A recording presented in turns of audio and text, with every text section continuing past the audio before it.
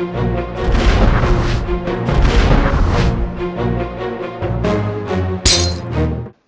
everybody, welcome again to F This Movie. My name is Patrick. And my name is Doug. What a special show Very we special have for you today. Absolutely. Bittersweet.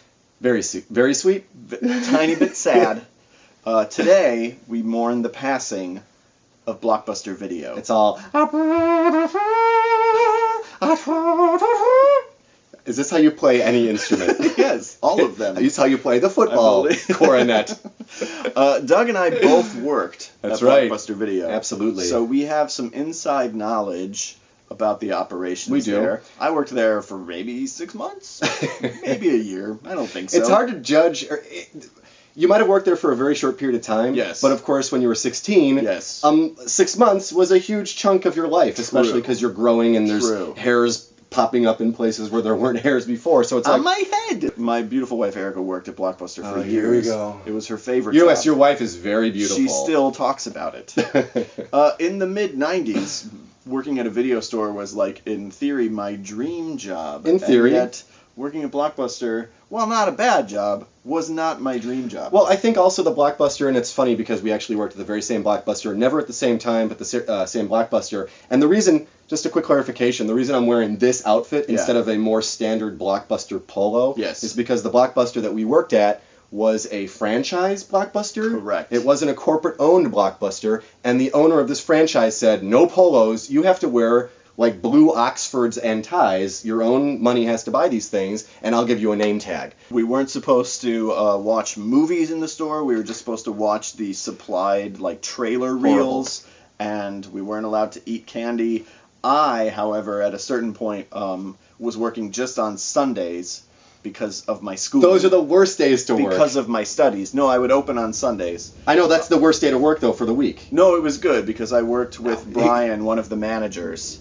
And he was great because we would watch movies and eat the candy. No, what I'm saying is it's good to work there because candy is in movies, but it's the day that everyone returns. When people rent movies on Fridays and Saturdays, Sunday is the day that everyone returned them. So the inbox was filled, and the suckiest part of that job was taking all the videos, checking them, making sure the video matches the case, rewinding them if they're not rewound, and then running them back to the shelves. I didn't mind that part of the job. You are crazy. The part of the job I didn't like, Psychopaths don't Blockbuster, mind. the part that I will not miss about you now that you are dead. I can speak ill of you now that you are dead. I can say how I really feel about you. Rough hands, Blockbuster. I couldn't believe how mean people were sometimes. It was my first real retail job, sort of. Sure. And people were very mean. They would argue with me about when they returned 8 seconds. And I would say, no.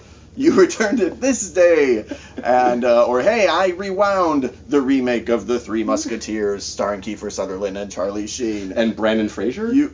Chris O'Donnell. I liked shelving the videos only because it was fun to always see the dad who let the kids go check out Kids, go look for a movie. I'm going to check out the suspense section. Because Blockbuster, as everyone knows, is a very family-friendly, dare I say, Christian organization, and there's nothing adult-oriented in the store, except for the thrillers. Yes, there was a suspense section where you could maybe get a Shannon Tweed movie. Oh, maybe. Definitely.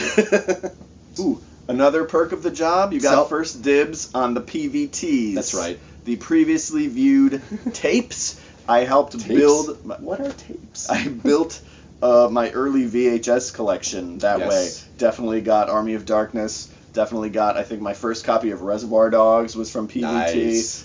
Definitely bought The Ref. And for some reason, The Ref. D2, The Mighty Ducks, and possibly the first Mighty Ducks. That you build your... Well, that's how you build a collection. That's your foundation. That's the keystone. Here's the problem. Yeah.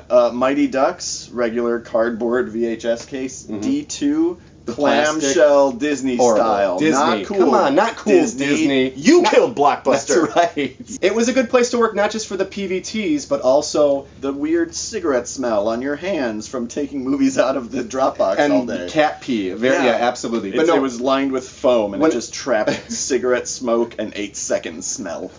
But when I was not working at Blockbuster, I never really went to Blockbuster. I would rent from Ken's World of Video. This is, okay, you're getting local, you're getting very open 24 hours. Ken's World, that's Video Plus Emporium, Ken's World. At 2 a.m. if you're like, I need to rent the sequel to The Crow. I forget what it was called. The Crow, City of Angels. Oh, I didn't even rent the sequel to The Crow. I rented Queen Margot. Because the actor who played in the sequel, Brandon Lee? Vincent Perez, I think. Brandon Lee is how you say his name. They're all dead. They just don't know it yet. And then Video Update. Did 2 for 99-cent Tuesdays. Video Update was horrible also, but they did have an adult section. Huge selection. 2 for $1 Tuesdays. I rented stacks of movies from Video Update. Video Update, and there was Screw you, Blockbuster. Wasn't there another one too? Planet Hollywood. Yes, it was all their VHSs were coated in Captain Crunch. Now you can experience all the excitement of Planet Hollywood at home with Planet Hollywood the game. Okay, so I was just told that it's not called Planet Hollywood. It's called Hollywood Video. Hollywood Video. Yeah. Planet Hollywood Video. Where Sylvester Stallone has his memorabilia on the wall, right? That's correct. The bathroom at the Blockbuster that we worked at also had a poster on the door. When I was there, it was Exit to Eden. Anyway, I can't say I'm totally sad to see Blockbuster go. They had some terrible business practices. I think you're sad to see something that's so familiar and so, obviously it's part of our lives as teenagers. And there's basically nowhere to go to rent a movie now. Well, I want to go back to something you said earlier, too, how when you were a kid, the idea was, oh, this is the coolest job to have. Yeah. It's almost comparable to, like, working at a cool record store, which at the time, I guess, back then was Tower. Yeah. Or corporate. We didn't have Coconuts. I totally got a job at Sam Goody, yo! But yeah, no, it's sad to see it go because you don't have that necessarily. There isn't a communal thing. Right. But honestly, before they closed, it was probably 5 or 6 years before I even walked into a video store, not just Blockbuster. So I'm responsible. But you had the convenience of Blockbuster at home. Because I subscribed to Dish Network. Funny story. There's no funny story here. Do you get to keep one of their movies? I do. Okay, so here's the funny story: is that I inadvertently subscribed to Blockbuster at home, which is like, well, it's the thing where you set up for Dish Network. It's like, hey, we're gonna give you this if you have the package. Oh, I have a package. If you've got the package, we're gonna give you this extra perk where you can stream off of the streaming thing, and it's almost like a Netflix model where we'll mail you a DVD. Right.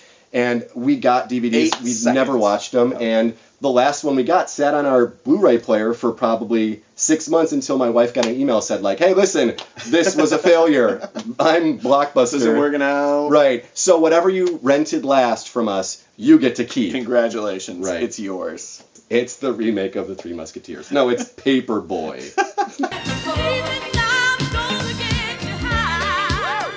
So I'm mixed on Blockbuster. I can't say I'm sorry to see it go, but I am. So long. That's the end of an era. By the way, this is like the era. This is the farewell thing. We both have personal ties, and you're like, so long, bye. Well, no, that's how I deal with things. I just cut myself off emotionally, and there you go. Feel nothing. When people close to you pass away, it's like you just wave at their coffin as you're driving by on your way to Blockbuster. Yeah.